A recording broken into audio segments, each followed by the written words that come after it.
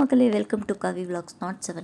இன்றைக்கி எபிசோடில் பார்த்திங்கன்னா விஜேஎஸ் வந்த உடனே நாமினேஷனை பற்றி டிஸ்கஸ் பண்ணுறீங்கல்ல, யாரோட இன்ஃப்ளூயன்ஸில் நாமினேஷன் பண்ணுறாங்கன்னு சொல்லும்போது எல்லாரும் அவங்கவுங்கள நாமினேஷன் பண்ணுறவங்க யார் பேச்சு கேட்டு பண்ணுறாங்கன்றத சொல்லி சுட்டி காமிக்கிறாங்க.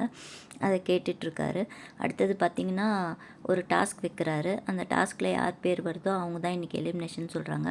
அப்படி பார்த்தா எலிமினேஷன் ஆகிருக்கிற நியூஸ் யாருன்னு பார்த்திங்கன்னா நம்ம கெமி தான் சொல்லியிருக்காங்க. பட் இன்னும் நியூஸ் வெளியில் சரியாக வரல. கெமின்னு சொல்லியிருக்காங்க, அவ்வளோதான். இதனால் இப்போ யார் வெளில வராங்கன்றது இன்னமும் வெளியில் நியூஸ் அதிகாரப்பூர்வமாக வரல. நேற்று எபிசோடில் பிரஜனை விஜேஎஸ் நடத்தின விதம் எப்படி இருந்துச்சு, ஹவுஸ்மேட்ஸ் எல்லார்கிட்டேயும் அவர் எவ்வளோ கோவமாக பிஹேவ் பண்ணது எப்படி இருந்துச்சுன்னு சொல்லுங்கள். பிகாஸ் அது ரொம்ப நல்லா இருந்துச்சு. ஏன்னா ஒரு ஹெட்டு இப்படி தான் இருக்கணும். ஏன்னா இந்த சாண்ட்ரா அண்ட் திவ்யா வந்து பிக் பாஸை மதிக்கிறதே கிடையாது. அந்த கண்ணை மூட சொல்கிறது, அவர் பேச்சை கேட்டு ஜெயிலுக்கு போகாமல் இருக்கிறது எல்லாமே பண்ணாங்க.